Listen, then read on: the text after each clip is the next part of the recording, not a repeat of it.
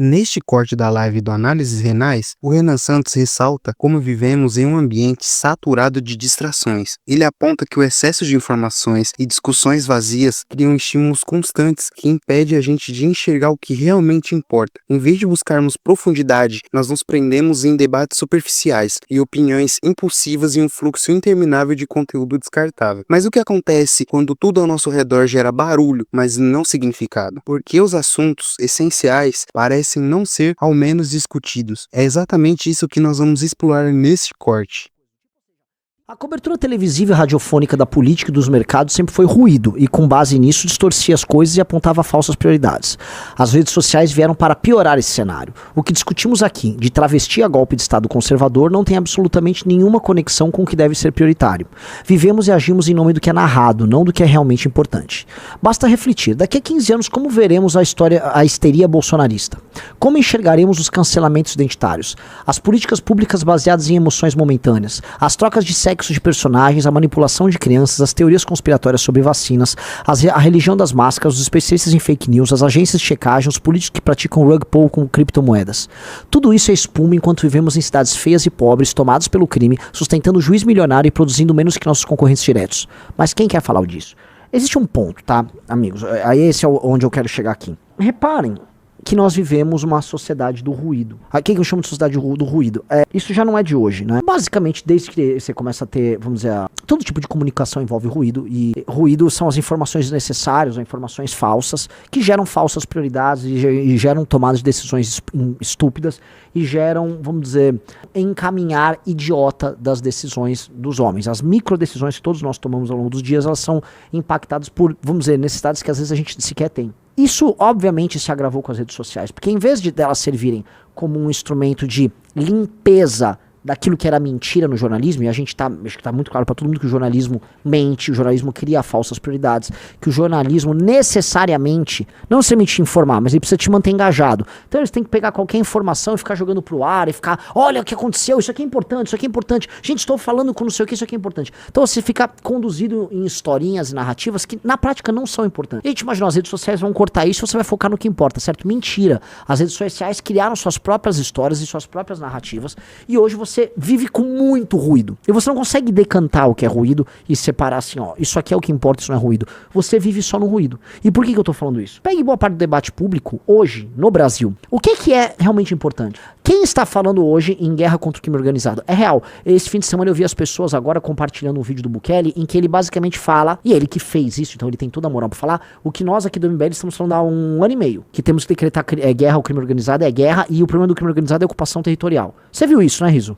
Agora estão falando isso. E atrás de quem já tá falando isso no Brasil, ninguém vai. Então, assim, o livro amarelo, a gente já tá falando disso há tempos. Quem aqui sabe que a gente há muito tempo tá falando de guerra ao crime organizado? A gente tem essa revista aqui, ó. Assim, ela não é a primeira que a gente trata desse tema. Tampouco o livro amarelo, né, já não é de hoje. A gente fala em guerra ao crime organizado. E quando é guerra, é matar os caras, fazer os caras terem medo, prender os caras, ter super cadeias e eliminar a ocupação territorial deles. Então, assim, isso é prioridade. Combater o alto funcionalismo no Brasil, que leva boa parte do orçamento. A gente fala, o projeto mais importante sobre isso hoje no Brasil é do Kim. Mas vê se isso tá no debate. Ninguém quer discutir isso. A galera quer discutir anistia. Ah, a Débora. A Débora é o assunto mais importante, né? Então parece assim, deixa eu entender o negócio. Aquelas pessoas que o Bolsonaro chamou de bobalhonas, que os bolsonaristas deixaram ficar na frente dos quartéis aí por meses a fio, agora o Brasil tem que parar por elas. É natural que as penas que elas estão recebendo são injustas. É natural, elas são injustas. Este é o assunto mais importante do Brasil. Nós vivemos uma oposição que fica colocando os temas assim, né? O Brasil tem que discutir agora a anistia que vai beneficiar milhares, adivinha do quê? Milhares do quê? Do quê? De políticos corruptos e que vai beneficiar no fim do dia o próprio Bolsonaro. Mas isso é porque você tem que ficar imbuído do sentimento de injustiça com a Débora. Essa é a maior prioridade do Brasil. Veja,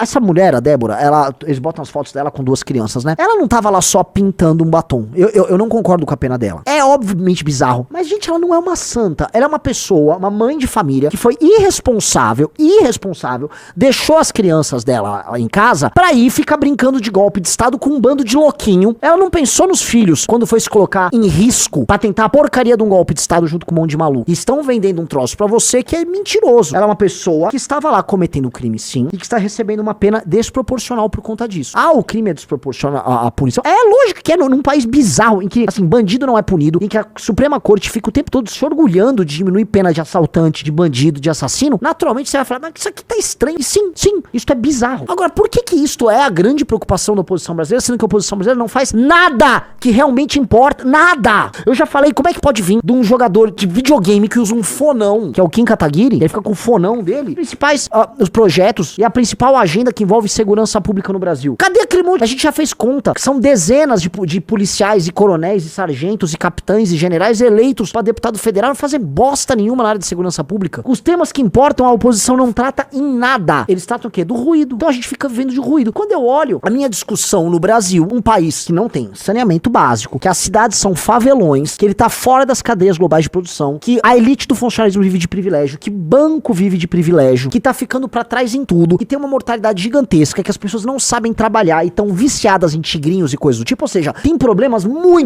monumentalmente concretos, estão concretos demais. A discussão é o seguinte, a urna eletrônica é sacrossanta, nós temos que amá-la, ela é uma das grandes invenções da humanidade, e do outro lado precisamos de uma anistia pra político corrupto. E também solta lá os doidinhos do Bolsonaro. Que é isso, ó. Veja assim, a justiça eleitoral responde a essas coisas, com isso aqui, ó, eventos mais importantes da história, fogo, roda, lógico, mas eles estão zoando, mas a zoeira impõe um sistema de valores. Quando eu vou zoar alguém, quando eu vou rir de alguém, eu rio de alguém mediante o ridículo dele, e algo pode ser ridículo se esse algo é estranho, por exemplo, mediante um sistema de valores, ou algo que é considerado normal numa determinada sociedade. As piadas se dão em cima disso, certo? Então, quando ele coloca a urna eletrônica, ele tá zoando, a gente ama essa urna eletrônica, ela é tão louca, né? Ela é uma das maiores invenções, olha só, é um exagero, gente. Sim, é um exagero, mas nós entendemos o que vocês estão fazendo. Nós entendemos o que vocês estão fazendo. É uma zoeirinha que reforça o seu sistema de valores. E o sistema de valores de vocês é religioso. A democracia, para esses democratas, ela é uma religião. Então, se de um lado a gente tem uma galera que tem um outro sistema de valores, que é a doença, a religião do bolsonarismo, que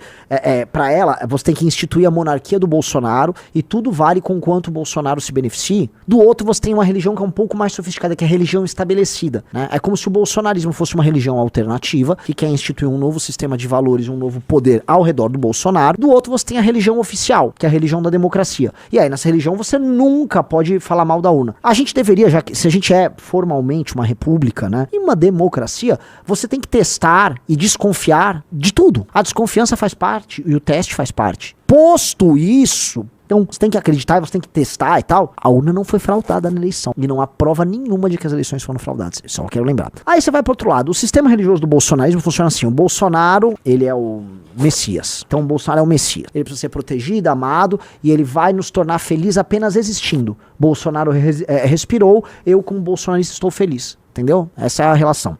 E aí tem a causa, né? Existem os inimigos do nosso Messias. E aí as pessoas lutam pela causa. A Débora, ela tá sendo transformada numa mártir da causa. Ela é a Joana d'Arc do Bolsonaro. O sacrifício. Veja só, a falsa religião do Xandão quer queimá-la em praça pública, né? Então ela é a nossa heroína e nós temos que... Nossa, vamos... Até o Messias tá querendo interceder por ela. Mas no fundo é a religião do Messias Bolsonaro. E as pessoas estão presas nisso. A religião do Messias Bolsonaro conta com mais adeptos do que a religião institucional do Alexandre de Moraes. A religião do sistema jurídico democrático brasileiro, ela é uma religião institucional. E na verdade ela faz uso desses rituais, tá? Para validar uma coisa que é hoje um jogo de cartas marcadas. O jogo de cartas marcadas. O sistema político brasileiro, ele é altamente concentrado, ele é feito para ser concentrado e ele é feito para ser dividido entre os seus verdadeiros donos, que eu tenho que falar, é o alto funcionalismo, lideranças de grandes partidos políticos regionais, alguns grandes setores, vamos dizer, da economia brasileira, normalmente o setor financeiro, o alto funcionalismo e seu lobby ali, o judiciário inteiro, o judiciário é um sócio muito importante nisso aí, tá? E esses caras dividem entre eles aquilo que a gente chama de poder. E aí, pra você validar esse arranjo, você tem que ir numa urna, fazer o ritual de... Aí você, agora tem uma democracia. Você fez diferença nenhuma na democracia? Você não faz diferença nenhuma na democracia a partir do momento que boa parte dos votos, na verdade, se você mora numa cidade pequena ou num estado que não é tão importante, você, na prática, tá? Vamos ser honestos. Você é dominado e controlado pela compra de voto. Então, na verdade, a maior parte das pessoas que estão indo participar do ritual da urna eletrônica, aquelas pessoas estão sendo pagas pra fazer isso. Então, alguém comprou ela pra ela no ritual. Então, se você olhar direitinho, tá? É uma religião morta, porque não é uma democracia de verdade. Uma democracia, uma religião que você precisa pagar pra pessoa ir lá na igreja, é a reunião, né? Aquela pessoa não acredita naquilo. Então, a pessoa que vende o voto, ela não acredita no que ela tá fazendo. Costumo chamar também de gincana. É uma gincana que serve pra validar um determinado jogo. Tanto que entra governo de esquerda, sai governo de esquerda, entra governo de direita e sai governo de direita, a gente tem um padrão. O jogo continua sempre o mesmo. E você só governa se você atende os interesses desses mesmos agentes. Tanto que ninguém consegue mexer em privilégio do funcionalismo, tanto que ninguém consegue mexer em privilégio de militar, ninguém consegue mexer no judiciário, ninguém consegue mexer em nada que importa. Ninguém mexe em nada do que importa. O Brasil, ele no fundo, ele tem uma governança oculta. E eu não tô sendo ocultista aqui com chapéu de alumínio. A governança oculta é essa governança não elegível. Então, o fato da direita brasileira, né, tá presa permanentemente na luta do Bolsonaro, isso me assusta um pouco. Porque o tempo tá passando, galera, e já são 2 anos e o quê? 2 anos e 3 meses de governo Lula. 2 anos e 3 meses de governo Lula. E assim, o que a direita bolsonarista pode se orgulhar, do ponto de vista da oposição, é o vídeo do Nicolas, do Pix, que basicamente representa ganhos políticos altos para o Nicolas. Então o que a direita brasileira entregou foi o vídeo do Nicolas, porque na prática mesmo, não é ela que tocou oposição. Quando o Lira ficou pistola com o governo, era o Lira que coordenava o Centrão e os deputados da direita que viam a reboque para isso. Agora mesmo a direita teve que apoiar quem pra Câmara e pro Senado? O Hugo Mota e o Alcolumbre, 2 caras do Centrão, que eles vão conduzir aquilo de acordo com a vontade deles. Aí eles ficam putos, né? Porque o Hugo Mota dá umas declarações agora que agradam o STF, e aí não agrada os bolsonaristas, só que os bolsonaristas ficaram se matando, é pra apoiar o cara, porque o cara vai fazer anistia pra quem? Anistia pro Kassab, galera. A anistia é pros políticos do Centrão e o Bolsonaro vai na leva. Porque a estratégia do Bolsonaro é sempre a seguinte: não importa o sacrifício que os outros façam, ou que os ganhos para outros sejam altos. Se houver um ganho pra mim, tá valendo. Eu sempre falei, o Bolsonaro trabalha com o interesse personalíssimo. O Bolsonaro é um cara de baixa capacidade de abstração, é um cara que não consegue enxergar nada para além do alto interesse. Então ele fala assim, pô, se eu passar uma anistia aqui que acabe com a lei da ficha limpa, na prática eu tô ajudando todo mundo do Centrão, certo, Riso? Mas eu tô me ajudando também. Ah, então foda-se. Me põe no game, eu quero. Tudo que envolve o Bolsonaro é isso. Então o Bolsonaro, quando ele precisava ter, vamos dizer, eu tô com preguiça aqui de fazer política aí com o Congresso Nacional, tá ok? Então faz assim, bora acelerar aí esse negócio aí de emenda aí, de não sei o quê, e aí em troca passa esse negócio meu, isso aqui, ninguém faz impeachment meu, governo até o fim, tá ok? O Brasil é nosso, pô.